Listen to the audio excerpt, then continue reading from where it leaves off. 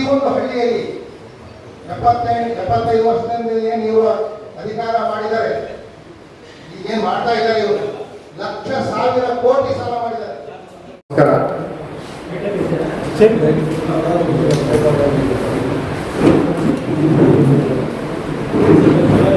ನನ್ನ ಹೆಸರು CM ಶಾಬಾಸ್ ಖಾನ್ ಅಂತ, ಯಂಗ್ಸ್ಟಾರ್ ಪಕ್ಷದ ರಾಷ್ಟ್ರೀಯ ಅಧ್ಯಕ್ಷನಾಗಿದ್ದು ಇವತ್ತು ರಾಜಕಾರಣದಲ್ಲಿ ಬಹಳಷ್ಟು ಬೆಳವಣಿಗೆಗಳನ್ನು ತಾವೆಲ್ಲರೂ ಕೂಡ ಗಮನಿಸ್ತಾ ಇದ್ದೀರಾ. ಮೊದಲನೇದಾಗಿ ನಮ್ಮೆಲ್ಲರ ಯುವಕರ ಕಣ್ಮಣ್ಣಾಗಿರುವಂತಹ ನಮ್ಮ ಜಗದೀಶ್ ಸಾಹೇಬ್ರನ್ನ ನಾವು ಮೊದಲನೇದಾಗಿ ವೆಲ್ಕಮ್ ಮಾಡ್ಕೊಂತೀನಿ ನಿಮ್ಮೆಲ್ಲರ ಮುಂದೆ ನಮ್ಮ ಪಕ್ಷಕ್ಕೆ ಹಾಗೂ ರಾಜ್ಯ ಅಧ್ಯಕ್ಷರಾಗಿ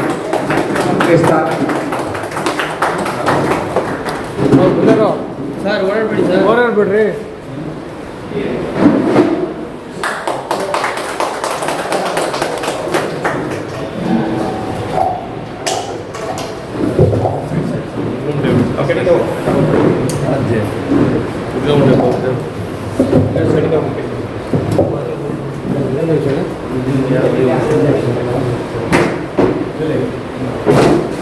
ಎಲ್ಲರೂ ಹಿಡ್ಕೊಳ್ಳಿ ಸರ್.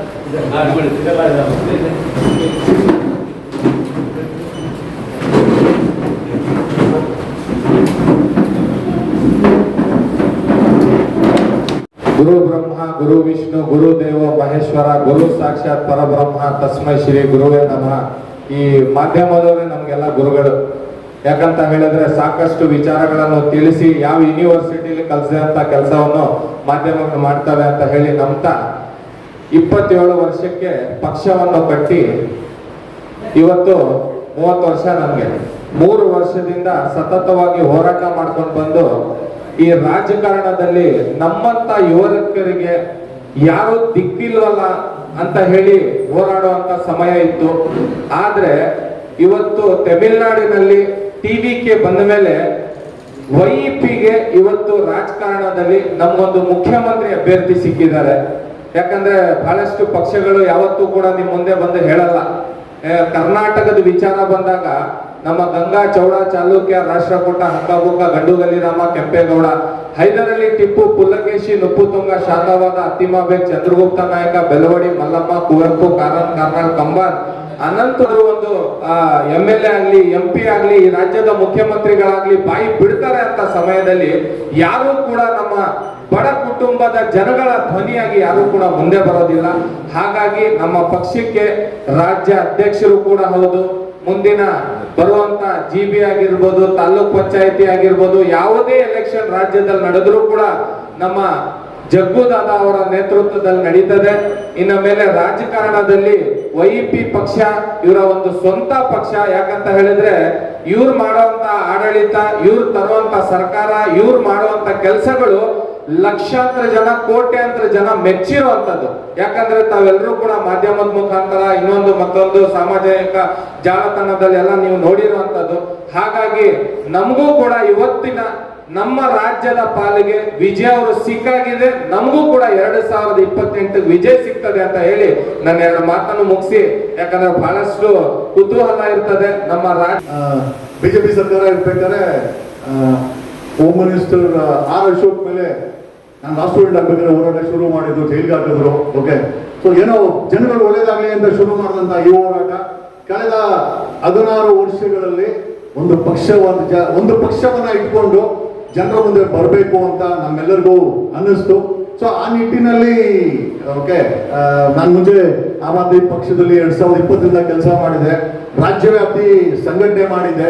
ಬಟ್ ಇವತ್ತಿನ ಒಂದು ಪ್ರಶ್ನೆ ಏನಪ್ಪಾ ಅಂತಂದ್ರೆ 3 ಪಕ್ಷಗಳಿದೆ, 3 ಪಕ್ಷಗಳು ಕೂಡ ಸಾಮಾನ್ಯ ಜನರು ಓಟ್ಬೇಕು, ಸಾಮಾನ್ಯ ಜನರ ತೆರಿಗೆ ಬೇಕು, ಸಾಮಾನ್ಯ ಜನರಿಗೆ ಕೊಡುವಂತ ಅಧಿಕಾರ ಇಟ್ಕೊಂಡು ಮಜಾ ಮಾಡಬೇಕು.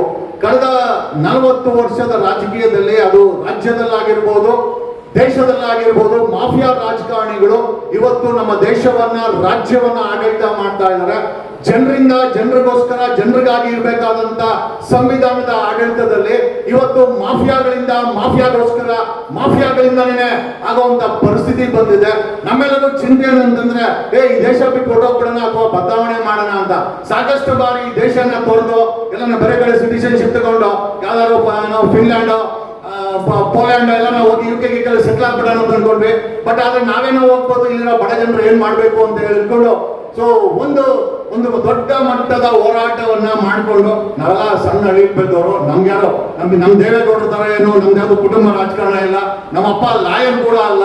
ಓಕೆ, ಒಬ್ಬ ಸಾಮಾನ್ಯ ವ್ಯಕ್ತಿಯಾಗಿ ಬಂದು 30 years ಅನ್ನೋ ಏಜ್ ಅಲ್ಲಿ ಲಾ ಮಾಡಿ ಲಾಯರ್ ಆಗಿ ಇವತ್ತು ಕರ್ನಾಟಕದ ಜನ, ಒಂದಷ್ಟು ಜನ, ನಾನೇನು ಎಲ್ಲರೂ ಅಂತ ಹೇಳಕ್ ಹೋಗಲ್ಲ, ಒಂದಷ್ಟು ಜನ ಪ್ರೀತಿಯಿಂದ ವಕೀಲ್ ಸಾಬ್ ಅಂತಾರೆ, ಒಂದಷ್ಟು ಜನ ಪ್ರೀತಿಯಿಂದ ಜಗದೀಶ್ ಅವರು ಅಂತ ಹೇಳ್ತಾರೆ, ಒಂದಷ್ಟು ಜನ ಬಿಗ್ ಬಾಸ್, ಇನ್ಫ್ಯಾಕ್ಟ್ ನನಗೆ ತುಂಬಾ ದೊಡ್ಡ ಪ್ಲಾಟ್ಫಾರ್ಮ್ ಬಿಗ್ ಬಾಸ್ ಕೂಡ ಕೊಟ್ಟಿದೆ.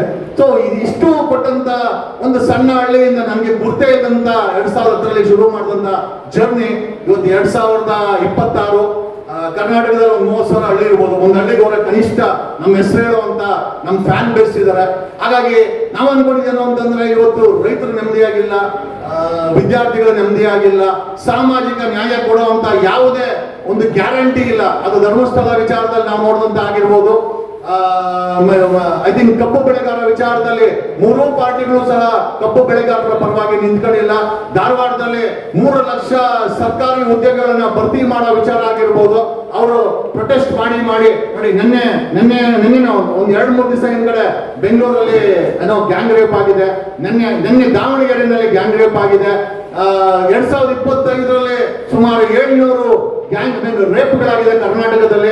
2024ರಲ್ಲಿ 4,000 ಪೋಸ್ಕೋ ಕೇಸ್ ಆಗಿದೆ. ಇವತ್ತು ಏನೋ ರಾಜ್ಯ ಸರ್ಕಾರ 3 ಪಕ್ಷಗಳಲ್ಲಿದೆ. 2023ವರೆಗೂ ಬಿಜೆಪಿಯನ್ನ ಸಾಕಷ್ಟು ಗೋಳಿಕೊಂಡು ಎಕ್ಸ್ಪೋಸ್ ಮಾಡ್ಕೊಂಡ್ಬಂದ್ರೆ ಪುಕ್ಸಟ್ಟೆ ಕಾಂಗ್ರೆಸ್ ಅವರು ಬಂದು ಅಧಿಕಾರ ಕೊಟ್ಕೊಂಡು ಅವ್ರಿಗಿಂತ ಕೆಟ್ಟ ಆಡಳಿತವನ್ನ ಮಾಡ್ತಾ ಇದ್ದಾರೆ. ಈಗ ಕಾಂಗ್ರೆಸ್ ಅನ್ನು ಎಕ್ಸ್ಪೋಸ್ ಮಾಡ್ತಾ ಇದ್ದಾರೆ. ಮುಂದಿನ ದಿನಗಳಲ್ಲಿ ಒನ್ಸ್ ಅಗೇನ್ ಕುಮಾರಸ್ವಾಮಿ ಅವರ JDS ಅಥವಾ ಬಿಜೆಪಿನ ಬಂದು ಆಡಳಿತ ಕೊಟ್ಕೊಂತಾರೆ. ಯುವಕರಿಗೆ, ಯುವ ಜನತೆಗೆ ಒಂದು ಜಾತಿ ಅಂತ ಇದೆ, ಏನಂತಂದ್ರೆ ಬಡವರು ಸಾಮಾನ್ಯ ಅನ್ನೋ ಒಂದು ಜಾತಿ ಇದೆ. ಆ ಜಾತಿ ಇವತ್ತು 97% ಆ ಜಾತಿ ಜನ ಈ ಕರ್ನಾಟಕದಲ್ಲಿ ವೋಟ್ ಹಾಕ್ತಾರೆ, ತೆರಿಗೆ ಕಟ್ತಾರೆ, ಆದ್ರೆ ನೆಮ್ಮದಿಯಿಂದ ನಿದ್ರೆ ಮಾಡಲ್ಲ. ಅವ್ರ ಮುಖದಲ್ಲಿ ಒಂದು ಕಳೆ ಇಲ್ಲ. ಅವ್ರು ಸಾಲ ಮಾಡ್ಕೊಂಡು ಆ ನೆಮ್ಮದಿನ ಹಾಳು ಮಾಡ್ಕೊಂಡು ಜೀವನ ಮಾಡ್ತಾ ಇದ್ದಾರೆ. ಪಕ್ಕದ ರಾಜ್ಯದಲ್ಲಿ ಒಬ್ಬ ನಟ TVK ಅನ್ನೋ ಪಕ್ಷ ಹಿಡ್ಕೊಂಡ್ಬಂದು ಒಂದು ಬದಲಾವಣೆಯ ಸಂಕೇತವಾಗಿ ಅಲ್ಲಿ ಕೆಲಸ ಮಾಡ್ತಾ ಇದ್ದಾರೆ. ಅದನ್ನ ನೋಡಿದಾಗ ನಮ್ಗೆಲ್ಲ ಅನಿಸ್ತು, why not take A chance, ಒಂದು ಬದಲಾವಣೆಗೋಸ್ಕರ ಒಂದು ಮಾಡೋಣ. ಆಮೇಲೆ ಇಷ್ಟು ದಿನ ನಾವೆಲ್ಲ ಮಾಡ್ಕೊಂಡ್ ಬಂದಿದ್ದು ಒಂದು ಹೋರಾಟವನ್ನ, ಈ ಹೋರಾಟದ ಒಂದು ಬದಿಯನ್ನ ಜೊತೆಲಿಟ್ಕೊಂಡು ಒಂದು ರಾಜಕೀಯ ಪಕ್ಷವಾಗಿ ನಮ್ಗೇನೋ ಇವತ್ತಿನ ಪರಿಸ್ಥಿತಿನಲ್ಲಿ ಒಂದು ರಾಜಕೀಯ ಪಕ್ಷ ಬೇಕಾಗಿದೆ. ಯಾಕೆ ಅಂತಂದ್ರೆ ಇಡೀ ಕರ್ನಾಟಕದಲ್ಲಿ 30,000 ಹಳ್ಳಿಗಳಿದೆ, ಜನ ನಮ್ಗೆ ಸಪೋರ್ಟ್ ಮಾಡಕ್ಕೆ ರೆಡಿ ಇದ್ದಾರೆ. ಬಟ್ ಒಂದು ರಾಜಕೀಯ ಪಕ್ಷ ಬೇಕಾಗಿತ್ತು. ಹಾಗಾಗಿ ಶಾಬಾಜ್ ಅವರು 2023ರಲ್ಲಿ ಪಕ್ಷವನ್ನ ಸ್ಥಾಪನೆ ಮಾಡಿದ್ರು. ನಾವು ಕೂಡ ಒಂದು ಹೊಸ ಪಕ್ಷನ, ಯಾರು ಕೂಡ ಸಾರ್ವಜನಿಕರಿಗೆ ಕೊಡುವಂತ ರೇಷನ್ಗೂ ಕೂಡ ಇವತ್ತು ತಿಂಗಳಗಟ್ಟಲೆ ವೆಯ್ಟ್ ಮಾಡುವಂತ ಪರಿಸ್ಥಿತಿ ನಮ್ಮ ರಾಜ್ಯದಲ್ಲಿ ಇದೆ. ಬದಲಾವಣೆ ಬೇಕಾಗಿದೆ ಅಂತ ನಮ್ಗೆಲ್ಲರಿಗೂ ಅನಿಸ್ತಾ ಇದೆ. ಹಾಗಾಗಿ ಈ ಒಂದು ಯಂಗ್ಸ್ಟರ್ ಎಂಪವರ್ಮೆಂಟ್ ಪಾರ್ಟಿ ಅಥವಾ ಯಂಗ್ಸ್ಟರ್ ಪಾರ್ಟಿಯನ್ನ ಇವತ್ತು ಕರ್ನಾಟಕದ ಈ ಒಂದು ವೋಟರ್ಸ್ಗೆ ಅಥವಾ ನಾಗರಿಕರಿಗೆ ಅನಾವರಣ ಮಾಡ್ತಾ ಇದೀವಿ ಅಂತ ಹೇಳುತ್ತಾ ಐ ಥಿಂಕ್ ಆ ಒಂದು ಶುಭ ಸಂದರ್ಭಕ್ಕೋಸ್ಕರ ನಿಮ್ಮೆಲ್ಲರ ಸಹಕಾರ ಮಾಡ್ತೀನಿ ಅಂತ. ಹಂಗಾಗಿ ನಾನೇ ಒಂದು ಪಕ್ಷವನ್ನ ಜನರ ಮುಂದೆ ತಗೊಂಡೋಗಿ ನಮ್ಮಂತ ಅಂದ್ರೆ ಈ ಯಾವ ಪಕ್ಷದಲ್ಲಿ ಯಾರನ್ನ ಕರೆಯಲ್ಲ ಅಂತವ್ರಿಗೆ ಈ ನಮ್ಮ ಪಕ್ಷಕ್ಕೆ ಕರ್ಕೊಂಡ್ಬಂದು ಸಾಮಾನ್ಯ ಜನರನ್ನ ನಿಲ್ಸಿ, ಬರೀ ನಿಲ್ಸೋದಲ್ಲ, ನಾನು ಇವತ್ತು ಆಲ್ಟರ್ನೇಟಿವ್ ಆಗಿ KRS ಪಕ್ಷ, ಪ್ರಜಾಕೀಯ 2 ಇದೆ. ನಾವೇನು ಅವ್ರನ್ನ ತಳ್ಳಾಗ್ತಾ ಇಲ್ಲ. ಬಟ್ ಬಡವರ ಮಕ್ಕಳನ್ನ ತಗೊಂಡ್ಬಂದು ಚುನಾವಣೆ ನಿಲ್ಲಿಸಿ 200-300 ಓಟ್ ತಗೊಂಡ್ರೆ ಬದಲಾವಣೆ ಆಗಲ್ಲ. ಗೆಲ್ಲಿಸಿದಾಗ ಮಾತ್ರ, ಈ ಕರ್ನಾಟಕದಲ್ಲಿ ಗೆದ್ದಾಗ ಮಾತ್ರ ಬದಲಾವಣೆ ಆಗುತ್ತೆ. ಯಾವ ರೀತಿ TVK ಜೋಸೆಫ್ ವಿಜಯ್ ಅವರು ಒಂದು ಬಿರುಗಾಳಿಯ ಬರ್ಸಿ ಗೆದ್ಕೊಂಬಂದ್ರು, ಪ್ರಯತ್ನ ಮಾಡ್ತೀವಿ, ಆಗುತ್ತೆ ಬಿಡುತ್ತೆ ನಾವು ಹೇಳಲಿಕ್ಕಾಗಲ್ಲ, ಮುಂದಿನ ಭವಿಷ್ಯ ನಾವು ಹೇಳಲಿಕ್ಕಾಗಲ್ಲ. ಬಟ್ ಡೆಫಿನೆಟ್ಲಿ 2028ಗೆ 3 ಪಕ್ಷಗಳ ನಿದ್ರೆಯನ್ನ ಖಂಡಿತವಾಗಿ ಕೆಡಿಸ್ತೀವಿ. ಯುವಚೇತನವನ್ನ, ಈ ನವ ಯುವಕರನ್ನ, ಯುವತಿಯರನ್ನ ಮತ್ತೆ ಒಂದು ಸ್ವಚ್ಛ ರಾಜಕೀಯ ಮಾಡ್ಕೊಳ್ಳಿಕ್ಕೆ ಈ ಮಾಫಿಯಾ ರಾಜಕಾರಣದ ವಿರುದ್ಧ ತಂದೆ ತರ್ತೀವಿ. 2 ವರ್ಷ ಸಮಯ ಇದೆ. GBA ಚುನಾವಣೆಗಳಿದೆ. GBA ಚುನಾವಣೆ ಆಗಿರ್ಬೋದು. ಡೆಫಿನೆಟ್ಲಿ ಕಾಂಗ್ರೆಸ್ ಪಕ್ಷ GBA ಚುನಾವಣೆಗೆ ಟಿಕೆಟ್ ಬೇಕು ಒಂದು 50,000 ಕೇಳ್ತಾರೆ. ಸಾಮಾನ್ಯ ಜನರ ಹತ್ರ 50,000 ಅಲ್ಲ, 50 ರೂಪಾಯಿ ಕೂಡ ಕೆಲವೊಂದು ಟೈಮ್ ಗತಿ ಇರಲ್ಲ. ಹಂಗಂದ್ರೆ ದುಡ್ಡಿಲ್ದವನು ಯಾವುದೇ ಅಂದ್ರೆ ನೈತಿಕ ಮೌಲ್ಯ ಏನು ಅಂತಂದ್ರೆ ಕೋಟ್ಯಾಂತರ ರೂಪಾಯಿ ಬೇಕಾಗಿದೆ ಅಂತ. ಇವನ್ JDS ಪಕ್ಷನೂ ಅಷ್ಟೇ MLCಗೆ ನಿಂತ್ಕೊಂಡಿರೋದು 147 ಕೋಟಿ ಡಿಕ್ಲೇರ್ ಮಾಡಿರುವಂತ ಗೋವಿಂದರಾಜು ಅಂತವ್ರನ್ನ ಕೋಟ್ಯಾಂತರ ರೂಪಾಯಿ ದುಡ್ಡಿದ್ದು ನಿಮ್ಮಪ್ಪ ರಾಜಕೀಯದಲ್ಲಿ ಇದ್ದನು MP ನ MLC ಆಗಿದ್ರೆ ಇವತ್ತು ನಮ್ಗೆ ಜಾಗ ಇದೆ. ನಮ್ ತರ ಯಾವುದೇ ಬ್ಯಾಕ್ ಗ್ರೌಂಡ್ ಇಲ್ಲ ಅಂತಂದ್ರೆ ರಾಜಕೀಯದಲ್ಲಿ ವಿಧಾನಸೌಧದಲ್ಲಿ ಯಾವುದೇ ಜಾಗ ಇಲ್ಲ ಅನ್ನೋದು ಇವತ್ತಿನ ಮಾಫಿಯಾ ರಾಜಕಾರಣಿಗಳ ಒಂದು ಒಂದು ಐ ಥಿಂಕ್ ಒಂದು ದಿಟ್ಟ ಸೂಚನೆ ಆಗಿದೆ. ಹಾಗಾಗಿ ಬಡವರ ಮಕ್ಕಳು, ಸಾಮಾನ್ಯ ಜನರ ಮಕ್ಕಳು MLAಗೆ ಬರಬೇಕು, ಜನ ವೋಟ್ ಹಾಕ್ತಾರೆ. ಆ ರೀತಿಯ ಒಂದು ಸಂಘಟನೆ ನಾವು ಮಾಡ್ತೀವಿ. Definitely we are going to constitute across Karnataka ಒಂದು ದೊಡ್ಡ ಈ ಸಂಘಟನೆಯನ್ನ ಮಾಡ್ತೀವಿ. ಹಳ್ಳಿಯಲ್ಲಿ ಆಗಿರ್ಬೋದು, ಜಿಲ್ಲೆಯಲ್ಲಾಗಿರ್ಬೋದು, ಇದನ್ನ ಮಾಡ್ತೀವಿ. ಜನರು ನಮ್ಗೆ ಸಪೋರ್ಟ್ ಕೊಡ್ತಾರೆ. ಇವತ್ತಾನೆ ಕಂಡ್ಬಿಡ್ತಾ ಇದ್ದೀವಿ. ಇವತ್ತು ಒಂದು ರೀತಿಯ ಹೊಸ ಒಟ್ಟನ್ನ ಈ ಒಂದು ಐ ಥಿಂಕ್ ಯಂಗ್ಸ್ಟರ್ ಪಾರ್ಟಿಯ ಮೂಲಕ ಒಂದು ಹೊಸ ರಾಜಕೀಯ ಚಳವಳಿಯನ್ನ ತರ್ತಾ ಇದ್ದೀವಿ. ಹಾಗಾಗಿ ನಿಮ್ಮೆಲ್ಲರ ಸಪೋರ್ಟ್ ಇರಲಿ. ಆಮೇಲೆ ನಮ್ಮ ಕಾರ್ಯಕ್ರಮವನ್ನು ನೋಡ್ತಾ ಇರುವಂತ ಎಲ್ಲ ನಮ್ಮ ಸಪೋರ್ಟರ್ಸ್ ಆಗಿರ್ಬೋದು, ನಮ್ಮ ಫ್ಯಾನ್ಸ್ ಆಗಿರ್ಬೋದು,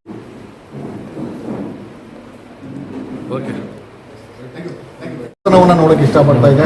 ಹೊಸ ಯೋಚನೆಗಳನ್ನ ಇಷ್ಟಪಡ್ತಾ ಇದೆ. ಭ್ರಷ್ಟಾಚಾರ ಮುಕ್ತವಾದಂಥ ಆಡಳಿತವನ್ನ, ಮಾಫಿಯಾ ಮುಕ್ತ ಆಡಳಿತವನ್ನ, ಡ್ರಗ್ಸ್ ಮುಕ್ತ ಸಮಾಜವನ್ನ, ಸುರಕ್ಷಿತವಾದಂಥ ಸಮಾಜವನ್ನ. ನೆನೆ ಅವ್ನು ಗ್ಯಾಂಗ್ರೇಪ್ ಆಗಿದ್ದ ಬೆಂಗಳೂರಲ್ಲಿ. ಪ್ರಿಯಾಂಕಾ ಖರ್ಗೆ ಆಗ್ಬಿಟ್ರೆ ಅಂತೂ ಏನು ನಮ್ಮ ಬಾಸ್ ಆಗ್ತಾ ಇದ್ದಾರೆ ಅಂತ ಏನು ಮಾಧ್ಯಮಗಳಲ್ಲಿ ಹೇಳಿದೆ. ದಾವಣಗೆರೆಯಲ್ಲಿ ನೆನೆ ಒಂದು ಗ್ಯಾಂಗ್ರೇಪ್ ಆಗಿದೆ. ಅಲ್ರಿ, ನೀವು ಯಾವ ಹೋಮ್ ಮಿನಿಸ್ಟರ್ ಆದರೂ, ಯಾವೊಂದು CM ಆದರೂ, ನಾನು ಈ ಪದ ಯಾಕೆ ಬಳಸ್ತಾ ಇದ್ದೀನಿ ಅಂತಂದ್ರೆ, there is no security in Karnataka. ಸುರಕ್ಷೆ ಅನ್ನೋದು ಬರೀ ರಾಜಕಾರಣಿಗಳಿಗೆ, ಅಧಿಕಾರಿಗಳಿಗೆ, ಯಾಕಂದ್ರೆ ಹಿಂದೆ ಮುಂದೆ ಪೊಲೀಸರು ಹಾಕೊಂಡು ಓಡಾಡ್ತಾರೆ. ಜನರಿಗೆ ಯಾವುದೇ ರೀತಿಯ ಸುರಕ್ಷತೆ ಅನ್ನೋದು ಇಲ್ಲ. ಜನರಿಗೆ ಒಂದು ಭರವಸೆ ಅನ್ನೋದಿಲ್ಲ. ಪ್ರತಿದಿನ ಬೆಳಗ್ಗೆ ಆದರೆ ಬೆಲೆ ಏರಿಕೆ, ಅಲ್ಲಿ ಕೊಲೆ ಆಯಿತು, ಇಲ್ಲಿ ಕೊಲೆ ಆಯಿತು, there no law and order problem. ಆಮೇಲೆ ಎಲ್ಲದಕ್ಕಿಂತ ಹೆಚ್ಚಾಗಿ ನಾವು ದುಡ್ತಾ ಇರುವಂಥ ಸಂಪಾದನೆ ಏನಿದೆ ಅದು 30 ದಿವಸದ ಸಂಪಾದನೆ ಇವತ್ತು 1 ದಿವಸ, 2 ದಿವಸ, 3 ದಿವಸಕ್ಕೆ ಖಾಲಿ ಆಗ್ತಾ ಇದೆ. ಜನರ ಜೇಬಲ್ಲಿ ದುಡ್ಡಿಲ್ಲ, ಜನರ ಬ್ಯಾಂಕಲ್ಲಿ ದುಡ್ಡಿಲ್ಲ, ಸಾಲ ಇದೆ ಅವ್ರ ಹತ್ರ. ಆಮೇಲೆ ಇಷ್ಟೆಲ್ಲ ಮಾಡ್ಕೊಂಡು ನಾನಾ ಸೆಗ್ಮೆಂಟ್ಸ್ ಇದೆ ಯುವಕರಿಗೆ. ಇದು ಕಾಂಗ್ರೆಸ್ ಪಕ್ಷ ಮ್ಯಾನಿಫೆಸ್ಟೋದಲ್ಲಿ 3 ಲಕ್ಷ ಸರ್ಕಾರಿ ಉದ್ಯೋಗಗಳನ್ನು ಭರ್ತಿ ಮಾಡ್ತೀವಿ ಅಂತ ಹೇಳಿ ಮ್ಯಾನಿಫೆಸ್ಟೋದಲ್ಲಿ ಅನೌನ್ಸ್ ಮಾಡಿ ಇವತ್ತಿಗೆ 4ನೇ ವರ್ಷ ನಡೀತಾ ಇದೆ. ಅಲ್ಲಿ ಧಾರವಾಡದಲ್ಲಿ ಹುಡುಗರು ಸರ್ಕಾರಿ ಕೆಲಸ ಬೇಕು ಅಂತ ಅಲ್ಲಿ ಏನೋ ಪ್ರೊಟೆಸ್ಟ್ ಮುಷ್ಕರ ಮಾಡಿದ್ರೆ ಅಲ್ಲಿರೋ ಕಮಿಷನರ್ ಶಶಿಗೆ ಹೇಳಿ ಚೆನ್ನಾಗಿ ಲಾಠಿ ಹೊಡೆದು ಕಳಿಸ್ತಾರೆ. ಈ ರೀತಿ ಸುಳ್ಳು ಭರವಸೆಗಳನ್ನ ಕೊಟ್ಟು ಸುಳ್ಳನ್ನ ಹೇಳ್ಕೊಂಡು ಇವತ್ತು 3 ಪಕ್ಷದ ರಾಜಕಾರಣಿಗಳು ಸಾವಿರಾರು ಕೋಟಿ ಆಸ್ತಿ ಮಾಡ್ಕೊಂಡಿದ್ದಾರೆ. ಜನರ ಜೇಬಲ್ ದುಡ್ಡಿಲ್ಲ, ಜನರು ಆರ್ಥಿಕವಾಗಿ ಕುಗ್ಗೋಗಿದ್ದಾರೆ. ಓದಲಿಕ್ಕೆ ನಮ್ಮ ಕರ್ನಾಟಕದಲ್ಲಿ ಸರ್ಕಾರದ 45,000 ಶಾಲೆಗಳಿದೆ. ಅವರ ಶಾಲೆಗಳು ಸಹ ಶಿಥಿಲಗೊಂಡಿದೆ, ಬೀಳೋ ಪರಿಸ್ಥಿತಿಯಲ್ಲಿದೆ. ಶಾಲೆಗಳಲ್ಲಿ ಮಕ್ಕಳು ಓದಕೊಂಡಿದ್ದಾರೆ, ಶೌಚಾಲಯಗಳಿಲ್ಲ, ಜಾಗ ಇಲ್ಲ, ಸೋರ್ತಾ ಇರುವಂಥ ಶಾಲೆಗಳು. ಎರಡೂ ಇದ್ರೂ ಕೂಡ ಮೇಷ್ಟ್ರುಗಳಿಲ್ಲ. ಸ್ವತಃ ಈ ರೀತಿಯ ಒಂದು ಪರಿಸ್ಥಿತಿಯನ್ನ ಅಂದ್ರೆ ನಮ್ಮ ಕರ್ನಾಟಕಕ್ಕೆ ಒಂದು ಕ್ವಾಲಿಟಿ ಎಜುಕೇಶನ್ ಸಿಸ್ಟಮ್ ಬೇಕಾಗಿದೆ. ಜಸ್ಟ್ ಬಿಕಾಸ್ ನಾವು ಟ್ಯಾಕ್ಸ್ ಕಟ್ತೀವಿ ಅಂತ ಯಾವುದೋ ಬಿದ್ದೋಗ ಮನೆಗಳಲ್ಲಿ 78 ವರ್ಷ ಆದರೂ ಮಾಡ್ತಾ ಇದ್ರೆ. We want quality education. ಸರ್ಕಾರಿ ಶಾಲೆ ಬೇಕು, ಬಟ್ ಅದು ಕ್ವಾಲಿಟಿ ಆಗಿರಬೇಕು. ಪ್ರತಿ ಜಿಲ್ಲೆನಲ್ಲೂ 2 ಮಲ್ಟಿ ಸ್ಪೆಷಾಲಿಟಿ ಆಸ್ಪತ್ರೆ ಬೇಕು. 31 ಜಿಲ್ಲೆ ಇದೆ, ಒಂದು 60 ಆಸ್ಪತ್ರೆಗಳು. ಇದೆಲ್ಲ ಮಾಡೋದು ಯಾವುದು ದೊಡ್ಡ ವಿಚಾರ ಆಗಿರಲಿಲ್ಲ ಕಳೆದ 78 ವರ್ಷದಲ್ಲಿ. ಇವ್ರಿಗಳೆಲ್ಲ ಅವ್ರ ಆಸ್ತಿಗಳನ್ನ ಜಾಸ್ತಿ ಮಾಡ್ಕೊಂಡ್ರೆ ಹೊರತು ಜನರಿಗೆ ಪಕ್ಕದಲ್ಲಿರೋ ಭೂತಾನು ಜನರಿಗೆ free education, free health segment ಕೊಟ್ಟಿದೆ. ನಮ್ಮ ದೇಶದಲ್ಲಿ 78 ವರ್ಷ ಆದರೂ ಕೂಡ ಇವತ್ತು ನಾವು ಸರ್ಕಾರಿ ಆಸ್ಪತ್ರೆಗೆ ಹೋದ್ರೆ ಅಲ್ಲಿ ಸರ್ಜನ್ ಇರಲ್ಲ, ಪ್ಯಾರಾಮೆಡಿಕಲ್ ಸ್ಟಾಫ್ಸ್ ಇರಲ್ಲ, ಅಲ್ಲಿ ಎಲ್ಲ ಇತ್ತು ಅಂದ್ರೆ ಆಪರೇಷನ್ ಥಿಯೇಟರ್ ಇರಲ್ಲ, ಎಲ್ಲ ಇತ್ತು ಅಂದ್ರೆ ಔಷಧಿಗಳಿರಲ್ಲ. ಇವನ್ ಕಿದ್ವಾಯ್ತು ಕೂಡ ನಾವು ಎಕ್ಸ್ಪೋಸ್ ಮಾಡಿ ತೋರಿಸಿದ್ವಿ. ಸೊ ಈ ಪರಿಸ್ಥಿತಿನಲ್ಲಿ ಜನರಿಗೆ ಪುಕ್ಸಟ್ಟೆ ಕೊಡ್ತಾ ಇರೋಂಥ ಮೆಡಿಕಲ್ ಆಸ್ಪತ್ರೆಗಳ ಸ್ಥಿತಿ ತುಂಬ ಕೆಟ್ಟವಾಗಿದ್ದಿದೆ. ಮತ್ತೆ ಪ್ರೈವೇಟ್ ಆಸ್ಪತ್ರೆಗಳಲ್ಲಿ ಕೋಟ್ಯಾಂತರ ರೂಪಾಯಿ ಬಿಲ್ ಆಗುತ್ತೆ. ಈ ಪರಿಸ್ಥಿತಿನಲ್ಲಿ ಜನರು ಬರೀ ತೆರಿಗೆ ಕಟ್ತಾರೆ. ಆ GST ಕಟ್ಟು, ಈ GST ಕಟ್ಟು, ಬರೀ GSTಗಳನ್ನ ಕಟ್ಟಿ ಜನರ ಜೇಬಲ್ಲಿ ದುಡ್ಡಿಲ್ಲ. 97% people are suffering from financial backward. ಅಂದರೆ ಆರ್ಥಿಕ ದುರ್ಪರಿಸ್ಥಿತಿಯಿಂದ ಅವರೆಲ್ಲ ಬರೀ ಇವ್ರುಗಳು ನಾನು CM ಆಗಬೇಕು, ನಾನು ಮಿನಿಸ್ಟರ್ ಆಗಬೇಕು, 2028ಕ್ಕೆ ಮತ್ತೆ ನಾನೇ ಬರ್ತೀನಿ ಅಂತ ಒಬ್ಬ ಕಣ್ಣೀರು ಹಾಕೊಂಡು ಹೇಳ್ತಾನೆ. ಇನ್ನೊಬ್ಬ ಇವಾಗ ನಾನು ಅಧಿಕಾರದಲ್ಲಿದ್ದೀನಿ, ನಾನೇ